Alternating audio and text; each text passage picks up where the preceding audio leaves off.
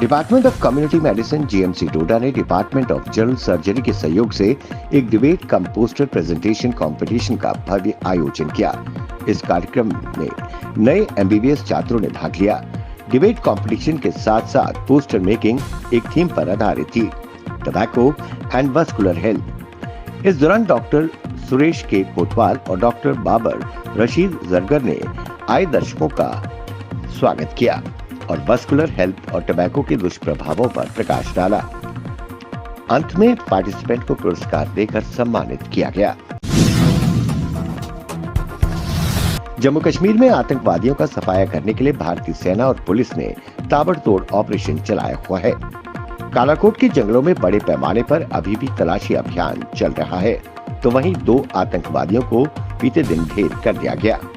अब इस दौरान सुरक्षा बलों को रामबन में हथियारों का जखीरा बरामद हुआ है। सर्च ऑपरेशन के दौरान सुरक्षा बलों को हथियार, गोला बारूद व विस्फोटक सामग्री बरामद हुई है। प्रदेश जांच एजेंसी SIA ने कश्मीर में प्रतिबंधित जमाते इस्लामी के कुख्यात नेताओं में एक सर्जन बरकती उर्फ आजादी चाचा की पत्नी को आतंकी फंडिंग मामले में गिरफ्तार कर लिया है।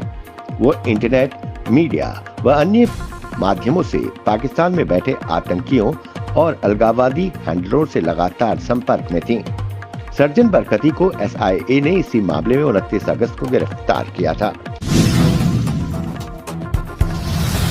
सुरक्षा बलों ने अपने आतंक विरोधी अभियान को जारी रखते हुए कश्मीर घाटी के बीरवा बडगाम में लश्कर-ए-तैयबा के 3 ओवरग्राउंड वर्कर्स को गिरफ्तार किया है।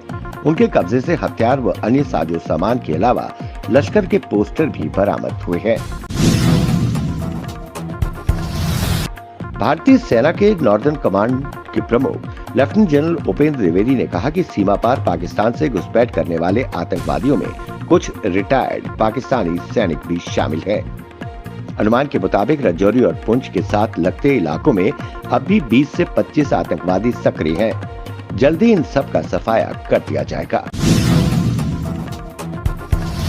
स्पोर्ट्स स्टेडियम डोडा में 15 नवंबर 2023 को शुरू हुए big bash 2023 T20 leather ball cricket tournament का भव्य समापन हुआ।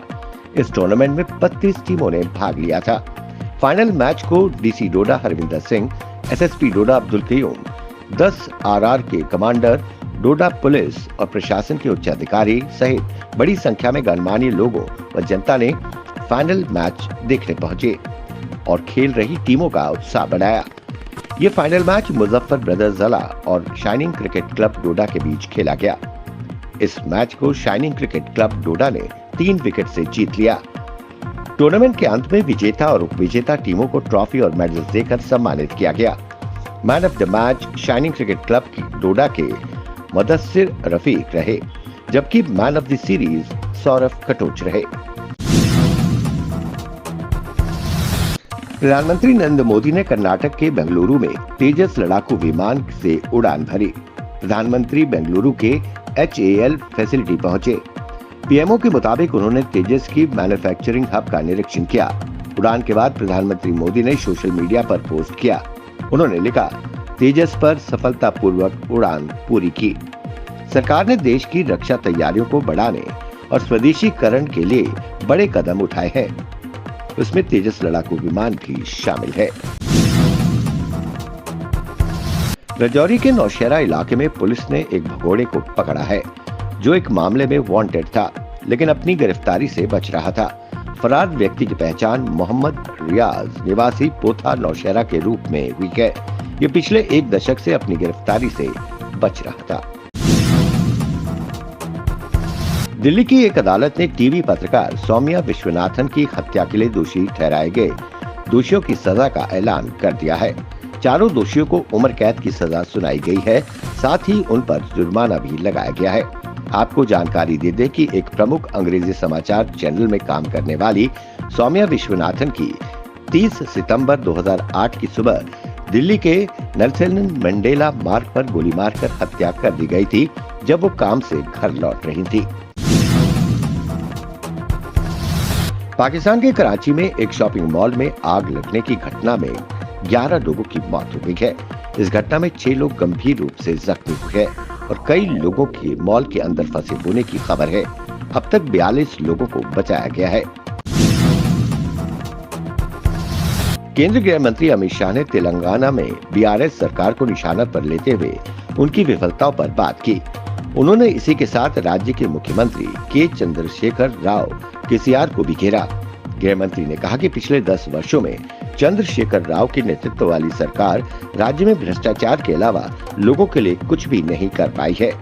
एक प्रेस कॉन्फ्रेंस को संबोधित करते हुए गृह मंत्री अमित शाह ने कहा कि तेलंगाना के लोग 30 नवंबर को विधानसभा चुनाव में केसीआर सरकार को अलविदा कहने वाले हैं। कांग्रेस महासचिव जयराम रमेश ने प्रधानमंत्री नरेंद्र मोदी पर निशाना साधते हुए कहा कि तेजस हमारी स्वदेशी वैज्ञानिक और तकनीकी ताकत व क्षमता की एक और मिसाल है, जो दशकों के मजबूत संकल्प का नतीजा है। तेजस के एरोनॉटिकल डेवलपमेंट एजेंसी द्वारा डिजाइन किया गया है। इसे 1984 में स्थापित किया गया था। उन्होंने कहा कि मोदी जी चुनावी फोटो खिंचवाने के उस्ताद हैं, उनका कुछ नहीं जाता, जो इसका श्रेय ले रहे हैं। राजस्थान की 200 विधानसभा सीटों में से 199 पर मतदान का समय खत्म हो गया है। इसके बाद भी कई मतदान केंद्रों में मतदाताओं की लंबी कतारें लगी हैं। राजस्थान में 5 बजे तक 68.24% वोटिंग हो गई। इसके साथ ही अलग अलग क्षेत्रों में छिटपुट हिंसा के मामले भी सामने आए हैं। पाकिस्तान के कब्जे वाले कश्मीर पीओके में 3 दर्जन से अधिक लोगों ने अहमदी समुदाय के मुस्लिम की इबादतगाह पर हमला किया। हमलावरों ने मस्जिद पर बनी मीनारों को ध्वस्त कर दिया। इस साल जनवरी से अक्टूबर के बीच कम से कम 40 अलग अलग मौकों पर हमले हुए हैं। पीओके पर यह हमला नया है। इस इबादतगाह का निर्माण 1954 में हुआ था। ये अजीब बात है कि अहमदी खुद को मुसलमान मानते हैं, लेकिन 1974 में पाकिस्तान की संसद ने इन्हें गैर मुस्लिम घोषित किया था।